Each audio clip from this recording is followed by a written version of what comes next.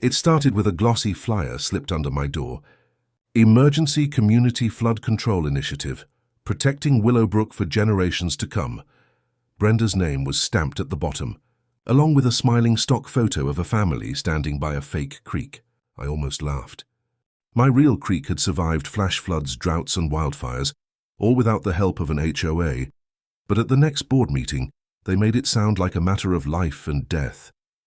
Brenda stood at the front of the clubhouse, like she was running for office.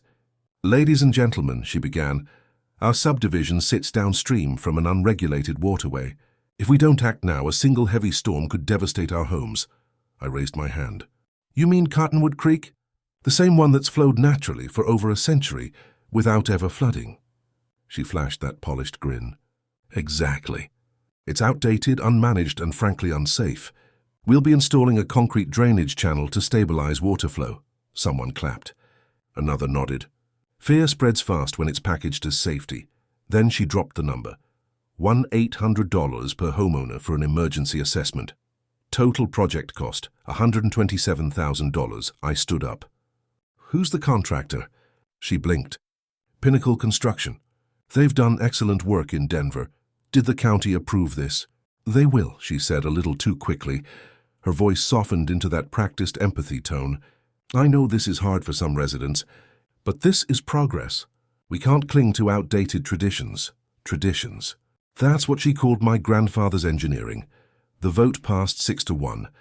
The only dissenter was Edwin Kowalski, an older Polish man whose accent made him sound perpetually disappointed in everyone.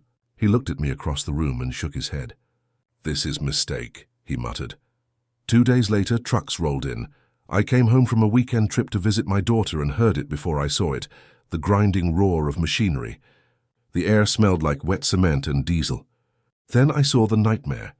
They dug a trench through the creek, poured thick grey concrete over the granite boulders my grandfather had set by hand. The water that used to sparkle under sunlight now sloshed lifelessly through a narrow, sterile gutter. Flood control, Brenda called it. I called it murder. Martha stood beside me, tears streaming down her face. "They killed it," she whispered.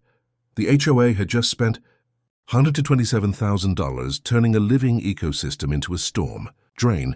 But here's the thing about people who think they can control nature. They always forget that water has memory. Every drop remembers where it's supposed to go. And this creek, it was going to remember. They thought they'd silenced it forever. But they just created a ticking time bomb, one that didn't need my help to explode. I didn't need revenge. I just needed to let physics handle it.